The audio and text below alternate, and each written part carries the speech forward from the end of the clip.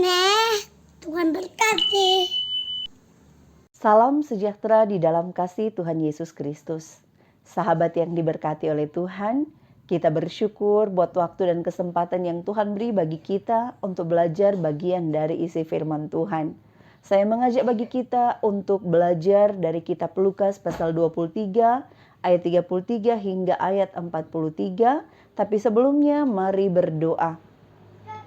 Tiba saatnya bagi kami untuk belajar kebenaran firman Tuhan. Kiranya Roh Kudus menuntun kami untuk dapat memahami dan melakukan perkataan firman Tuhan. Kami serahkan sepenuhnya pembacaan dan perenungan firman ini ke dalam tangan kuasa kasih Allah Bapa di dalam Yesus Kristus dan Roh Kudus. Amin. Lukas 23 ayat 33 hingga ayat 43 oleh Lembaga Alkitab Indonesia memberi judul Yesus disalibkan. Ketika mereka sampai di tempat yang bernama Tengkorak, mereka menyalibkan Yesus di situ dan juga kedua orang penjahat itu, yang seorang di sebelah kanannya dan yang lain di sebelah kirinya. Yesus berkata, "Ya Bapa, ampunilah mereka, sebab mereka tidak tahu apa yang mereka perbuat." Dan mereka membuang undi untuk membagi pakaiannya. Orang banyak berdiri di situ dan melihat semuanya. Pemimpin-pemimpin mengejek dia, katanya, "Orang lain ia selamatkan. Biarlah sekarang ia menyelamatkan dirinya sendiri jika ia adalah Mesias, orang yang dipilih Allah." Juga prajurit-prajurit mengolok-olokkan dia. Mereka mengunjukkan anggur asam kepadanya dan berkata, "Jika engkau adalah raja orang Yahudi, selamatkanlah dirimu." Ada juga tulisan di atas kepalanya, "Inilah Raja orang Yahudi." Seorang dari penjahat yang digantung itu menghujat dia, katanya, "Bukankah engkau adalah Kristus? Selamatkanlah dirimu dan kami." Tetapi yang seorang menegur dia, katanya, "Tidakkah engkau takut juga tidak kepada Allah, sedang engkau menerima hukuman yang sama? Kita memang selayaknya dihukum, sebab kita menerima balasan yang setimpal dengan perbuatan kita. Tetapi orang ini tidak berbuat sesuatu yang salah." Lalu ia berkata, "Yesus, ingatlah akan aku apabila engkau datang sebagai raja." Kata Yesus kepadanya, "Aku berkata kepadamu, sesungguhnya hari ini juga engkau akan ada bersama-sama dengan aku di dalam Firdaus." Terpujilah Kristus atas firman-Nya yang boleh diperdengarkan bagi kita sekalian. Sahabat yang diberkati oleh Tuhan, mengampuni adalah suatu hal yang tidak mudah untuk dilakukan, apalagi jika harus memberi pengampunan kepada orang yang telah berlaku salah sehingga menyakiti hati perasaan kita, bahkan menyakiti fisik kita.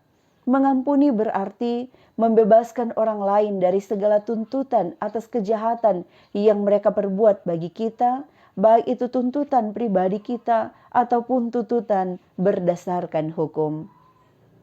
Tetapi apa yang boleh kita lihat tentang hal mengampuni dari kitab Lukas pasal 23 ayat 33 hingga ayatnya yang ke-43?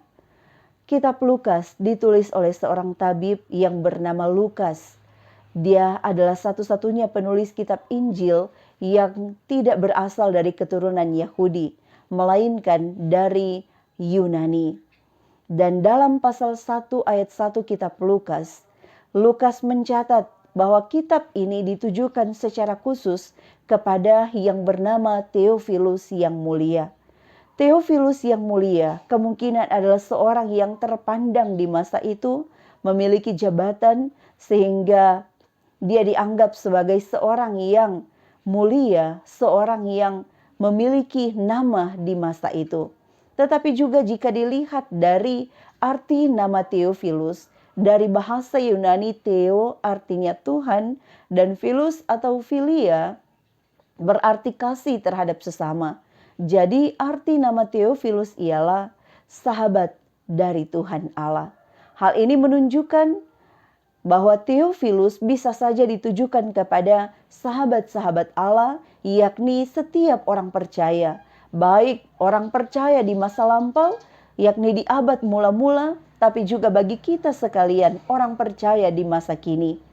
Dalam pasal 1 ayat 4, Lukas mencatat bahwa tujuan dari penulisan kitab Injil Lukas ini ialah supaya engkau dapat mengetahui bahwa segala sesuatu yang diajarkan kepadamu sungguh benar. Inilah yang menjadi tujuan utama dari Lukas, supaya setiap pembaca yang membaca, merenungkan tentang kisah pelayanan Yesus, menjadi yakin tentang segala ajaran yang disampaikan mengenai Injil Yesus Kristus. Saudara yang diberkati oleh Tuhan, dalam pasal 23 ayat 33 hingga ayatnya yang ke-43 tidak dapat dipisahkan dari kisah sebelum dan sesudahnya, di mana di dalam ayat pasal 23 ayat 26 hingga ayatnya yang ke-32 berbicara tentang Yesus yang dibawa untuk disalibkan, dan pasal sesudah 33 ayat sesudah ayat 33 hingga ayat 43, yakni pasal 23 ayat 44 sampai 49 berbicara tentang Yesus mati. Sehingga ini merupakan suatu rangkaian deretan peristiwa penderitaan, kesengsaraan, bahkan sampai pada kematian Yesus Kristus. Tapi secara khususnya kita membahas dari ayat 33 hingga ayatnya yang ke-43. Dalam ayat 33 disebutkan bahwa Yesus dibawa ke suatu tempat yang bernama Tengkorak. Nah, istilah nama Tengkorak ini berasal dari bahasa Ibrani, yakni Golgota. Juga dalam bahasa Yunani disebut kranion atau kranio, serta dalam bahasa Latin disebut Calvary Locus, dan dalam bahasa Inggris disebut Calvary. Ada yang menyebut bahwa tempat ini disebut sebagai tempat tengkorak karena tempat itu begitu menyeramkan dan berbentuk seperti tengkorak, dan banyak orang yang mati dan dikuburkan di sana, sehingga menunjukkan bahwa tempat ini adalah satu tempat yang begitu menakutkan. Karena di tempat itu juga terjadi tempat penyaliban. Nah, sahabat yang diberkati oleh Tuhan, dalam ayat 35 disebutkan bahwa banyak orang berdiri di situ dan melihat semuanya itu. Hal ini menunjukkan bahwa lokasi penyaliban di mana Yesus disalibkan adalah tempat umum yang bisa dilihat oleh siapa saja. Jadi orang yang disalibkan di tempat itu bisa dipertontonkan kepada siapa saja yang lewat di tempat itu. Ada banyak tokoh yang disampaikan dalam pasal 23 ayat 33 sampai 43 ini, yakni pertama Yesus itu sendiri, kedua orang penjahat yang disalibkan bersama-sama dengan Yesus, ketiga orang-orang banyak, keempat para pemimpin, dan terakhir para prajurit. Mari kita lihat apa saja peran yang dilakukan oleh tokoh-tokoh yang disebutkan di dalam Lukas pasal 23 ayat 33 sampai 43 ini. Yang pertama kita melihat orang banyak. Dikatakan bahwa di antara orang banyak tersebut, mereka melihat Yesus dalam penderitaannya yang disalibkan. Dan di antara orang banyak tersebut, tidak ada seorang pun yang memberikan pertolongan bagi Yesus. Padahal bisa saja di antara orang banyak tersebut, ada orang yang sudah melihat, bahkan merasakan secara langsung bagaimana pelayanan kasih yang sudah dilakukan oleh Yesus secara nyata. Baik lewat pengajaran-pengajarannya, tapi juga lewat mujizat-mujizat yang ia lakukan. Tetapi di antara orang banyak tersebut, mereka hanya melihat. Kemudian yang kedua ialah para pemimpin. Disebutkan di dalam ayatnya yang ke-35. Para pemimpin tersebut mengejek Yesus untuk menyelamatkan dirinya sendiri jika ia adalah Mesias. Mesias dari bahasa Ibrani berarti seorang yang diurapi Allah. Seorang yang diurapi Allah yang diharapkan oleh kaum Yahudi atau kaum Israel pada umumnya akan memberikan keselamatan bagi mereka, menolong mereka dari kaum Romawi yang menindas kehidupan banyak orang di masa itu. Tapi dalam bayangan umat Yahudi, seorang Mesias adalah seorang yang gagah perkasa, Seorang Mesias adalah seorang yang memiliki kekuatan militer yang begitu hebat. Karena itu mereka tidak dapat menerima jika Yesus adalah Mesias yang diurapi Allah. Mereka tidak percaya bahwa Yesuslah Mesias itu sendiri. Yang ketiga ialah para prajurit. Dalam ayat 36 disebutkan bahwa para prajurit tersebut mengolok-olok Yesus. Sikap mengolok-olok sama artinya dengan mengejek Yesus. Para prajurit tersebut juga mengunjukkan anggur asam kepada Yesus. Dalam Matius 27 ayat 34 menyebut bahwa anggur yang diberi ialah anggur yang bercampur empedu.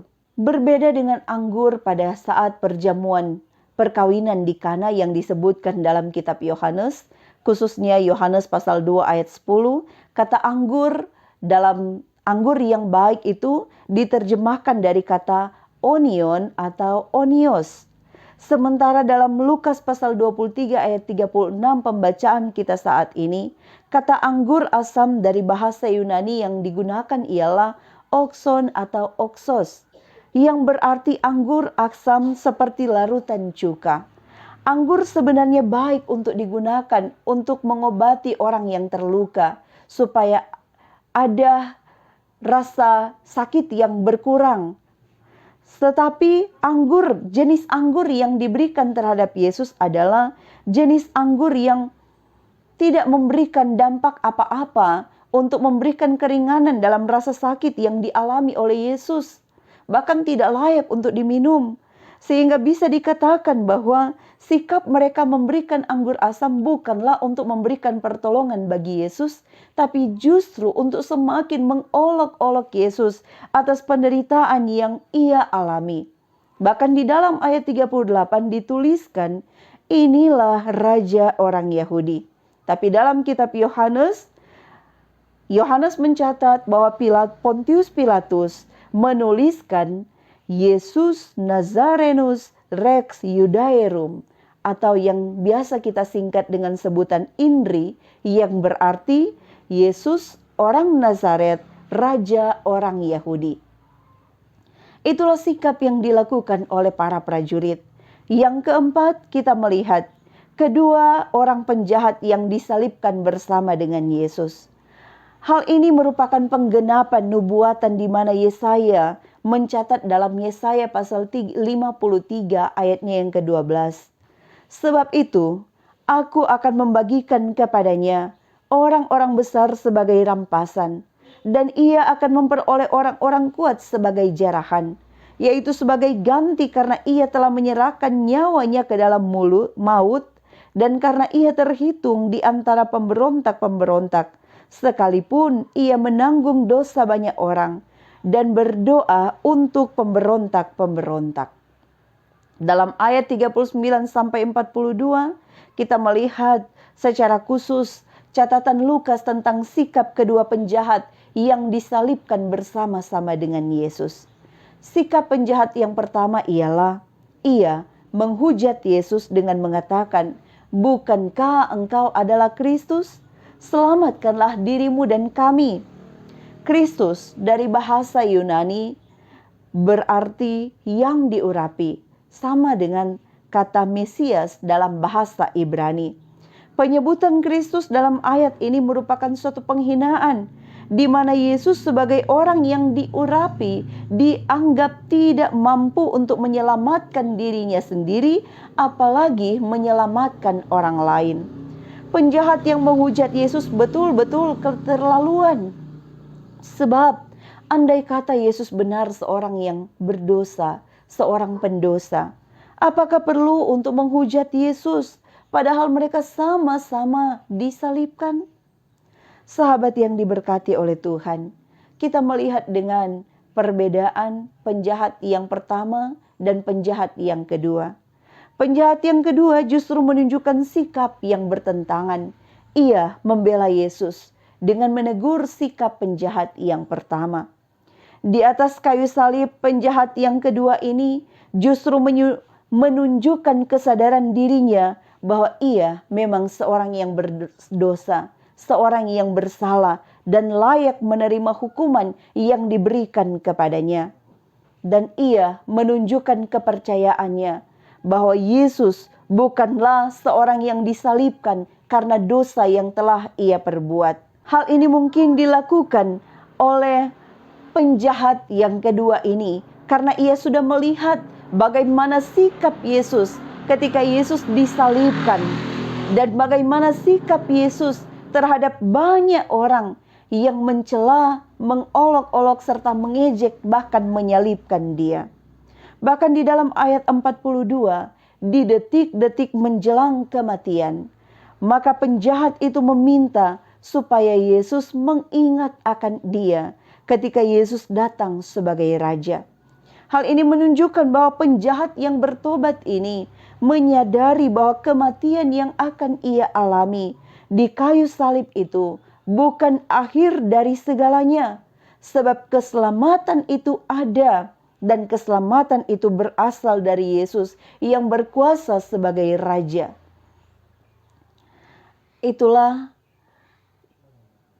tokoh kedua penjahat yang ada disalibkan bersama-sama Yesus. Dan tokoh yang terakhir tidak lain ialah Yesus itu sendiri. Dalam ayat 34, Lukas mencatat, ketika Yesus disalibkan, ia justru mendoakan orang-orang yang menyalibkan dia. Doa yang disampaikan oleh Yesus bukanlah supaya orang-orang yang menyalibkan dia diberikan hukuman setimpal dengan perbuatan mereka. Doa yang disampaikan oleh Yesus terhadap orang-orang yang menyakiti dia bukanlah supaya mereka ditinggalkan oleh Tuhan Allah, diberikan hukuman yang lebih dari apa yang sudah dialami oleh Yesus Kristus. Tapi doa yang disampaikan oleh Yesus bagi mereka yang mencela dan menyalibkan dia ialah, "Ya Bapa, ampunilah mereka." Kata ampunilah dari kata apheami yang sama artinya dengan kata biarkanlah mereka. Berarti kata bebas dari tuntutan atas segala kesalahan atau kekeliruan yang dilakukan oleh orang yang telah berlaku salah kepada Yesus Kristus. Yesus sebagai korban ketidakadilan justru memohonkan pembebasan bagi mereka yang telah berlaku tidak adil terhadap dia. Di sini Yesus jelas menunjukkan kasih yang sempurna, sebagaimana doa yang telah ia ajarkan kepada setiap orang percaya. Ampunilah kami atas kesalahan kami, seperti kami telah mengampuni orang yang bersalah kepada kami. Bahkan Yesus telah secara jelas meneladankan tentang berapa kali harus mengampuni orang yang bersalah.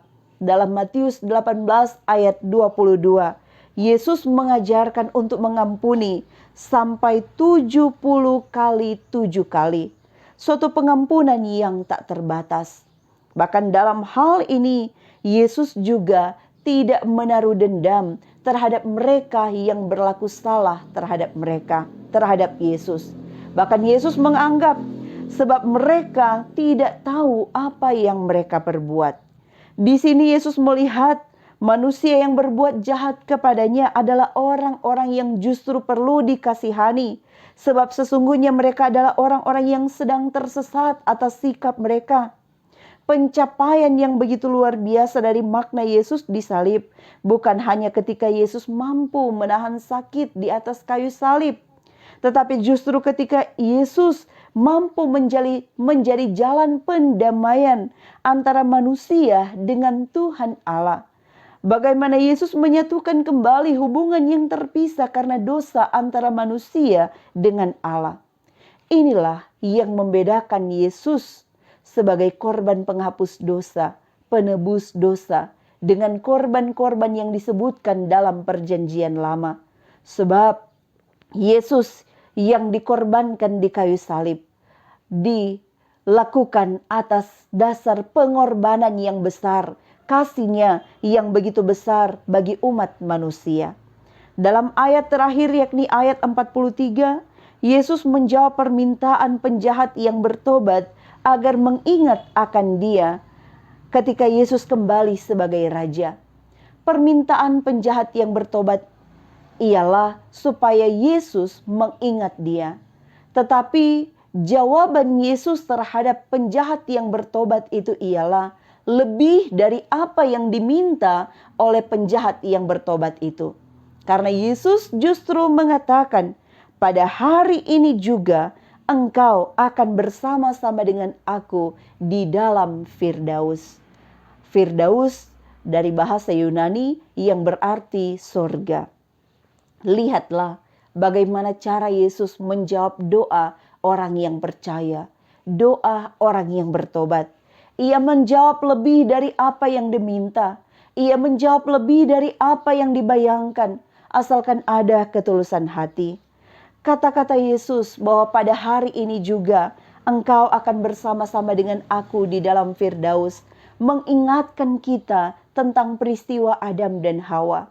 Ketika Adam dan Hawa ditempatkan di Taman Eden, Allah berfirman, semua buah yang ada dalam taman ini boleh engkau makan, kecuali buah yang dilarang oleh Tuhan Allah.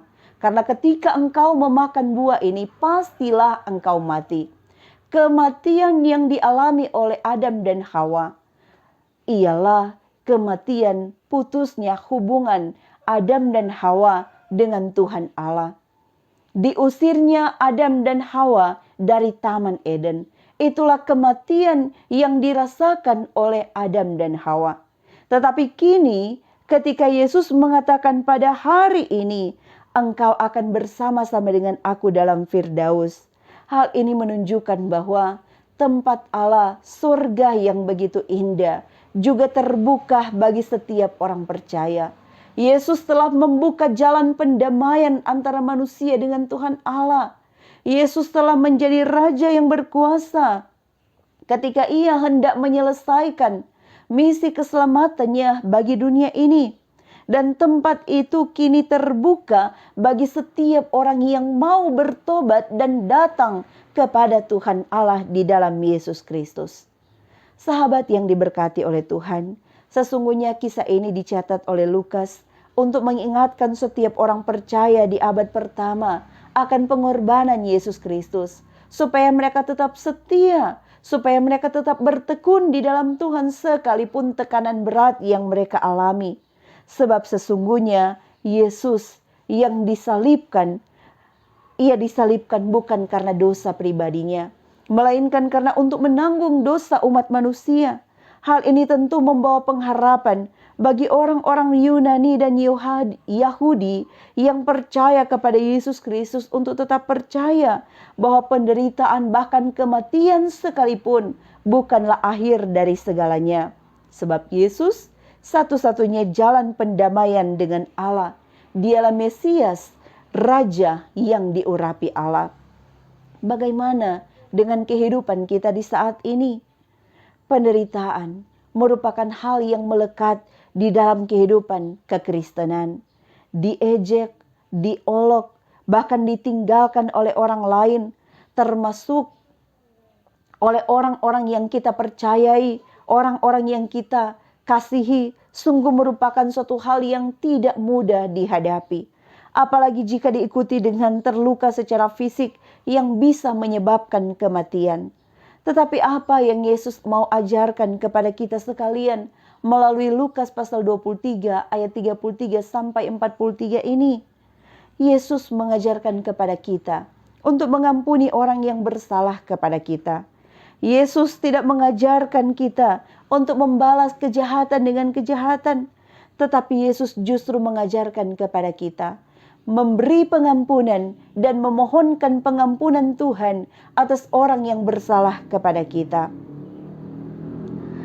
Yesus mengingatkan kita bahwa bahkan di saat-saat terakhir kita, sekalipun kita adalah orang yang sangat berdosa, namun jika kita menyadari dosa kita, memohon ampun serta percaya di dalam Yesus, maka siapapun itu pasti akan diselamatkan. Yesus juga menunjukkan kepada kita bahwa jalan pendamaian yang sempurna yang membawa kita kembali kepada Tuhan Allah, dilayakkan untuk datang kepada Tuhan Allah Sang Pemberi hidup, hanya melalui Yesus Kristus. Sebab Dia telah berfirman, "Akulah jalan kebenaran dan hidup." Saudaraku, pertobatan salah seorang penjahat di atas kayu salib juga menunjukkan kepada kita bahwa tidak ada kata terlambat bagi orang yang mau bertobat.